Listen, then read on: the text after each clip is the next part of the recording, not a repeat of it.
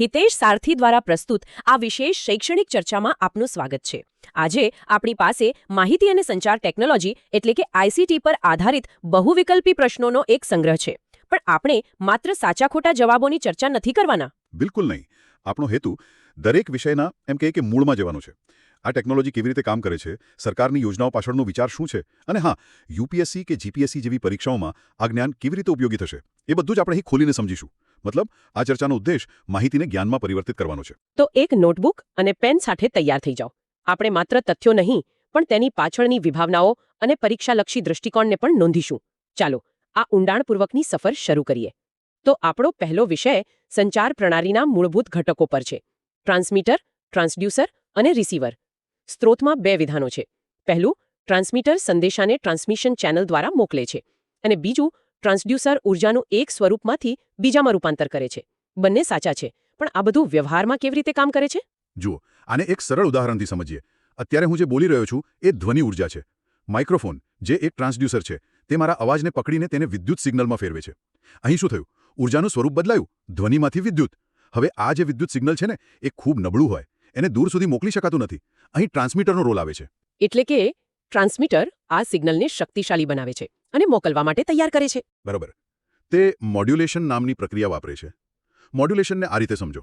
તમારી પાસે એક મહત્વપૂર્ણ પત્ર છે, એટલે કે માહિતી, પણ તેને દૂર સુધી ફેંકી શકાતો નથી. તો તમે શું કરો? તેને એક પથ્થર સાથે બાંધીને ફેંકો છો. અહીં પથ્થર એ વાહક તરંગ છે. આ થયું મોડ્યુલેશન. સામેની વ્યક્તિ એટલે કે રિસીવર એ પથ્થરને પકડીને તેમાંથી પત્ર ખોલે છે. એ થયું ડિમોડ્યુલેશન.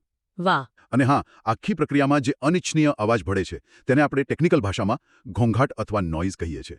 આ તો ખૂબ જ સરસ ઉપમા છે. તો પરીક્ષા માટે ઉમેદવારોએ આમાંથી શું ખાસ ધ્યાન રાખવું જોઈએ? મુખ્ય પરીક્ષામાં સંદેશા વ્યવહાર પ્રણાલીના મૂળભૂત ઘટકોની ચર્ચા કરો એવો પ્રશ્ન પૂછાઈ શકે. તો માત્ર વ્યાખ્યાઓ નહીં, પણ માઇક્રોફોન અને સ્પીકર જેવા વ્યવહારુ ઉદાહરણો સાથે મોડ્યુલેશન અને ડિમોડ્યુલેશનની પ્રક્રિયા સમજાવવી જોઈએ. અને પ્રિલિમ્સમાં એક ટ્રેપ હોઈ શકે છે.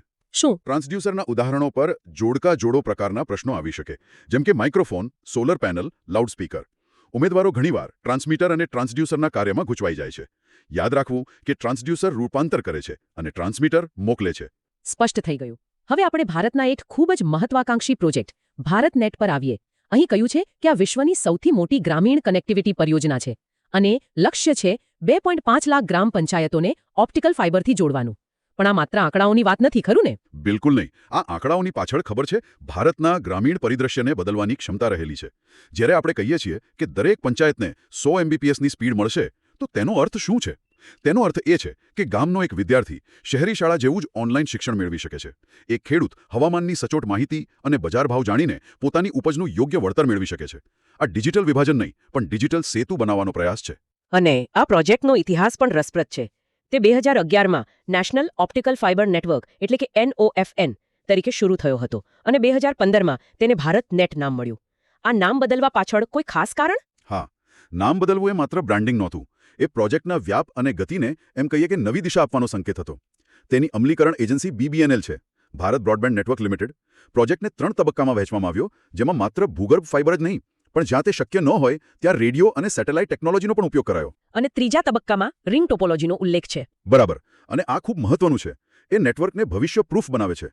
રિંગ ટોપોલોજી એ શું છે? સરળ શબ્દોમાં, રિંગ ટોપોલોજી એટલે નેટવર્કમાં ડેટા માટે એક કરતાં વધુ રસ્તાઓ હોવા.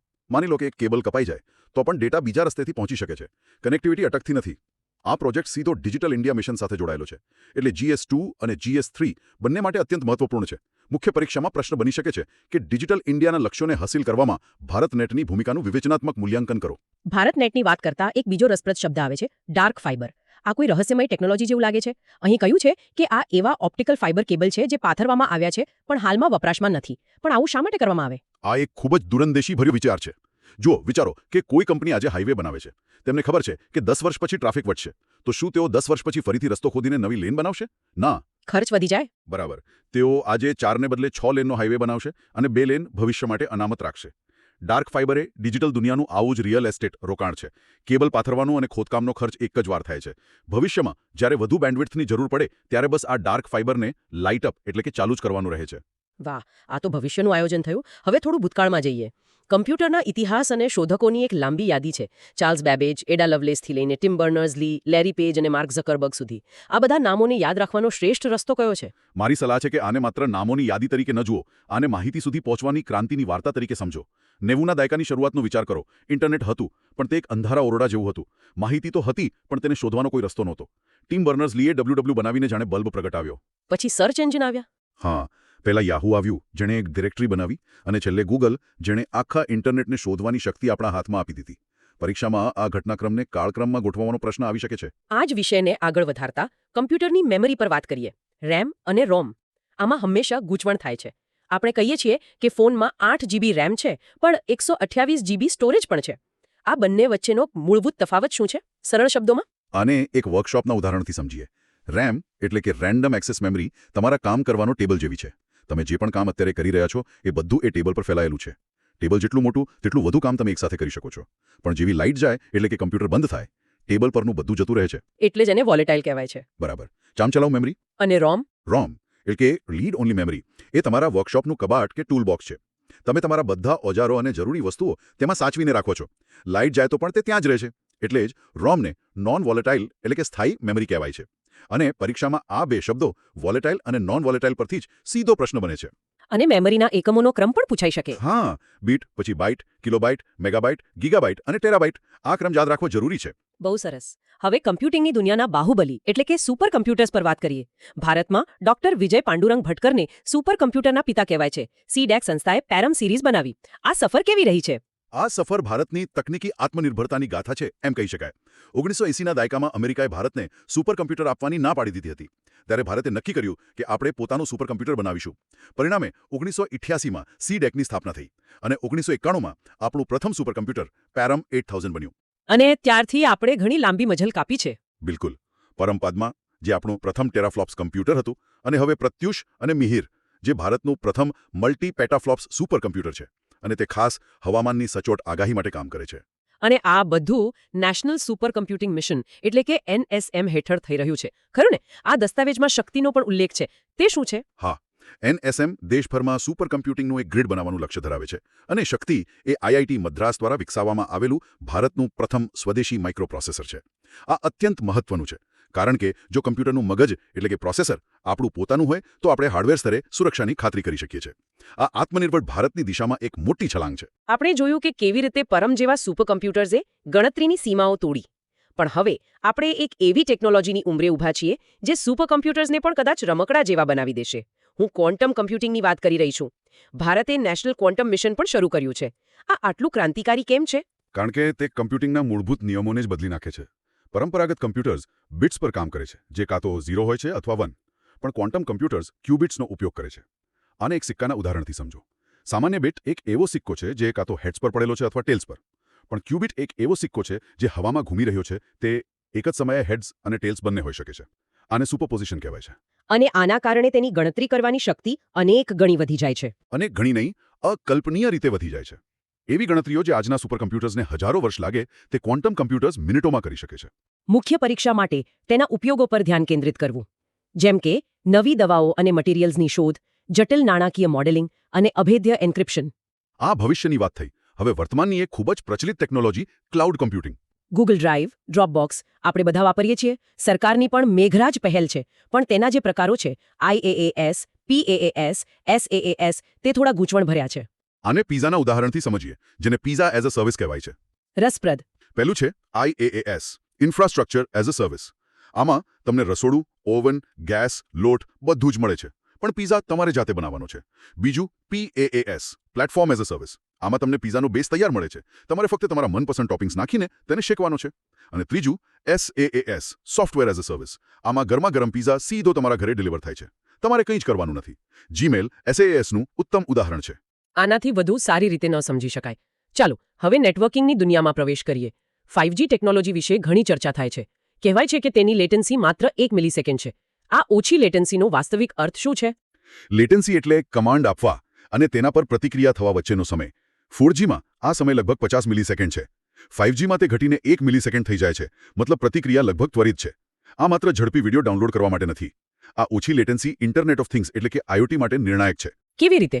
વિચારો કે એક સેલ્ફ ડ્રાઇવિંગ કાર રસ્તા પર કોઈ અવરોધ જુએ છે 4Gમાં નિર્ણય લેવામાં જે 50 મિલિસેકન્ડનો વિલંબ થાય તેટલા સમયમાં કાર ઘણા મીટર આગળ વધી જાય પણ 5Gની 1 મિલિસેકન્ડની લેટન્સી સાથે તે તરત જ બ્રેક લગાવી શકે છે રિમોટ સર્જરી પણ આના કારણે જ શક્ય બનશે આ તો ખરેખર ક્રાંતિકારી છે અને આ કનેક્ટિવિટીને લોકો સુધી પહોંચાડવા માટે સરકારની PMW વેની યોજના છે આ કેવી રીતે કામ કરે છે PM વાની એટલે કે વાઈફાઈ એક્સેસ નેટવર્ક ઇન્ટરફેસ એ ઇન્ટરનેટનું લોકશાહીકરણ છે એમ કહી શકાય તે કોઈપણ નાની દુકાન કે વ્યક્તિને લાયસન્સની ઝંઝટ વિના પબ્લિક ડેટા ઓફિસ બનીને વાઈફાઈ હોટસ્પોટ સ્થાપિત કરવાની મંજૂરી આપે છે આનાથી ડિજિટલ પહોંચ વધશે અને નાના ઉદ્યોગ સાહસિકો માટે આવકનો નવો સ્ત્રોત પણ ઊભો થશે અને વાઈફાઈનો એક ભવિષ્યનો વિકલ્પ છે લાઈફાઈ એટલે કે લાઇટ ફિડેલિટી તે વાઈફાઈ કરતાં 100 ગણી ઝડપી હોઈ શકે છે અને ડેટા ટ્રાન્સફર માટે પ્રકાશનો ઉપયોગ કરે છે જો તે આટલું સારું છે તો આપણે હજી પણ વાઈફાઈ કેમ વાપરીએ છીએ તેના ગેરફાયદા શું છે ખૂબ જ સારો પ્રશ્ન લાઈફાઈનો સૌથી મોટો ફાયદો તેની સુરક્ષા અને ગતિ છે પ્રકાશ દિવાલોમાંથી પસાર થઈ શકતો નથી તેથી નેટવર્ક એક રૂમ પૂરતું મર્યાદિત અને સુરક્ષિત રહે છે પણ આ જ તેની સૌથી મોટી મર્યાદા પણ છે ઓહ તમારે ડેટા મેળવવા માટે પ્રકાશના સીધા સંપર્કમાં રહેવું પડે છે તમે બીજા રૂમમાં જઈને કે ખિસ્સામાં ફોન મૂકીને તેનો ઉપયોગ ન કરી શકો તેથી તે હોસ્પિટલ કે સંરક્ષણ સંસ્થાઓ જેવી ખાસ જગ્યાઓ માટે ઉત્તમ છે પરંતુ સામાન્ય ઘર વપરાશ માટે વાઈફાઈ વધુ અનુકૂળ છે સ્પષ્ટ છે હવે આપણે ડિજિટલ દુનિયાના જોખમો અને તેના બચાવના ઉપાયો તરફ વળીએ સાયબર સુરક્ષા લોકબિટ રેન્સમવેર જેવા શબ્દો આપણે સાંભળીએ છીએ આ રેન્સમવેર શું છે અને તે કેવી રીતે કામ કરે છે રેન્સમવેર એક પ્રકારનું ડિજિટલ અપહરણ છે હેકર્સ તમારા કમ્પ્યુટરમાં એક માલવેર મોકલે છે જે તમારી બધી જ મહત્વપૂર્ણ ફાઇલોને તાળું મારી દે છે એટલે કે એન્ક્રિપ્ટ કરી દે છે પછી સ્ક્રીન પર એક સંદેશ આવે છે કે જો તમારે તમારી ફાઇલો પાછી જોઈતી હોય તો ક્રિપ્ટોકરન્સીમાં આટલી ખંડણી ચૂકવો લોકબિટે આવું જ એક કુખ્યાત રેન્સમવેર ગેંગનું નામ છે આનો સામનો કરવા માટે ભારત પાસે સર્ટ-ઇન જેવી સંસ્થાઓ છે અને આ જ સંદર્ભમાં ડેટાની સુરક્ષા માટે નવો કાયદો પણ આવ્યો છે digital personal data protection act 2023 તેમાં ડેટા પ્રિન્સિપલ અને ડેટા ફિડ્યુશિયરી કોણ છે આ કાયદો GS2 માટે અત્યંત મહત્વપૂર્ણ છે કારણ કે તે ખાનગીપણાના અધિકાર સાથે સીધો જોડાયેલો છે આમાં ડેટા પ્રિન્સિપલ એ આપણે છીએ જે વ્યક્તિનો ડેટા છે અને ડેટા ફિડ્યુશિયરી એ કોઈપણ કંપની કે સંસ્થા છે જેમ કે ફેસબુક કે તમારી બેંક જે આપણો ડેટા એકત્રિત કરે છે અને તેનો ઉપયોગ કેવી રીતે કરવો તે નક્કી કરે છે આ કાયદો ડેટા ફિડ્યુશિયરી પર જવાબદારી નાખે છે કે તે આપણા ડેટાનો સુરક્ષિત અને પારદર્શક રીતે ઉપયોગ કરે અને ઇન્ટરનેટની દુનિયામાં પણ સ્તરો છે સરફેસ વેબ ડીપ વેબ અને ડાર્ક વેબ આ શું છે આને એક હિમશિલા એટલે કે આઇસબર્ગ તરીકે કલ્પો પાણીની ઉપર જે નાનો ભાગ દેખાય છે તે સરફેસ વેબ છે જેને આપણે ગૂગલ જેવા સર્ચ એન્જિનથી શોધી શકીએ છીએ પાણીની નીચે જે વિશાળ છુપો ભાગ છે તે ડીપ વેબ છે આમાં ગેરકાયદેસર કંઈ નથી ઓકે તમારું email inbox Netflix account banking portal આ બધું ડીપ વેબનો ભાગ છે જેના માટે પાસવર્ડની જરૂર પડે છે તો પછી ડાર્ક વેબ શું છે ડાર્ક વેબ એ ડીપ વેબનો એક નાનકડો અંધકારમય ખૂણો છે તેને એક્સેસ કરવા માટે ટોર જેવા ખાસ બ્રાઉઝરની જરૂર પડે છે જે વપરાશકર્તાની ઓળખ છુપાવે છે અને આ ગુપ્તતાને કારણે તેનો ઉપયોગ મોટાભાગે ગેરકાયદેસર પ્રવૃત્તિઓ માટે થાય છે ખૂબ જ સ્પષ્ટતાપૂર્વક સમજાવ્યું આપણી ચર્ચાના અંતિમ ભાગમાં કેટલીક પરિચિત ટેકનોલોજીઓ છે જેમ કે IoT એટલે કે ઇન્ટરનેટ ઓફ થિંગ્સ આ શબ્દ 1999માં કેવિન એસ્ટન દ્વારા પ્રયોજવામાં આવ્યો હતો પણ તેનો સાચો અર્થ શું છે IoT એટલે ભૌતિક વસ્તુઓને ઇન્ટરનેટ સાથે જોડીને તેમને સ્માર્ટ બનાવવી તમારા ઘરનું AC જેને તમે ઓફિસથી આવતા પહેલા તમારા ફોનથી ચાલુ કરી શકો તે IoTનું ઉદાહરણ છે સ્માર્ટ વોચ જે તમારા હૃદયના ધબકારા માપીને ડેટા ક્લાઉડ પર મોકલે છે તે પણ IoT છે અને અહીં એક મહત્વની કડી સમજવી જરૂરી છે કઈ IoT 5G અને ક્લાઉડ કમ્પ્યુટિંગ આ ત્રણેય ટેકનોલોજીઓ એકબીજા સાથે ગાઢ રીતે જોડાયેલી છે IoT ઉપકરણો ડેટા જનરેટ કરે છે 5G તેને ઝડપથી ટ્રાન્સમિટ કરે છે અને ક્લાઉડ કમ્પ્યુટિંગ તે વિશાળ ડેટાને સ્ટોર અને પ્રોસેસ કરે છે આ ત્રિપુટી મળીને ભવિષ્યની સ્માર્ટ દુનિયાનું નિર્માણ કરી રહી છે તો આજે આપણે સંચારના મૂળભૂત સિદ્ધાંતોથી શરૂ કરીને ભારતનેટ જેવી રાષ્ટ્રીય પરિયોજના સુપર કમ્પ્યુટિંગમાં ભારતની સિદ્ધિઓ ક્વોન્ટમ જેવી ભવિષ્યની ટેકનોલોજી અને સાયબર સુરક્ષા જેવા ગંભીર વિષયોને આવરી લીધા હા અને ઉમેદવારો માટે મુખ્ય શીખ એ છે કે આ બધા વિષયો અલગ અલગ નથી પણ એકબીજા સાથે જોડાયેલા છે ટેકનોલોજીને માત્ર વિજ્ઞાન તરીકે નહીં પણ શાસન અર્થતંત્ર અને સમાજ પર તેની અસરો સાથે જોડીને સમજવી જરૂરી છે આનાથી મુખ્ય પરીક્ષાના જવાબોમાં ઊંડાણ આવશે અને વિશ્લેષણાત્મક અભિગમ દેખાશે અને મને લાગે છે કે આ માત્ર પરીક્ષા માટે જ નહીં પણ એક અધિકારી તરીકે પણ મહત્વનું છે ટેકનોલોજીની સામાજિક અસર સમજ્યા વિના સારી નીતિઓ બનાવી શકાતી નથી શ્રોતાઓ માટે એક અંતિમ વિચાર આપણે આ બધી ટેકનોલોજીના ફાયદાઓની ચર્ચા કરી પણ તેનાથી ઉદ્ભવતા નૈતિક અને સામાજિક પડકારો જેમ કે ડેટા ગોપનીયતા AI દ્વારા નોકરીઓ પર અસર અને ડિજિટલ વિભાજનને કારણે વધતી અસમાનતા તેના વિશે પણ વિચારવું એટલું જ જરૂરી છે એક સારો વહીવટકર્તા ટેકનોલોજીનો ઉપયોગ વિકાસ માટે કરે છે પણ તેના સંભવિત નકારાત્મક પરિણામો પ્રત્યે પણ સજાગ રહે છે આ વિગતવાર શૈક્ષણિક ચર્ચા ગંભીર સિવિલ સર્વિસની તૈયારી માટે હિતેશ સારથી દ્વારા પ્રસ્તુત કરવામાં આવી છે જોવા બદલ આભાર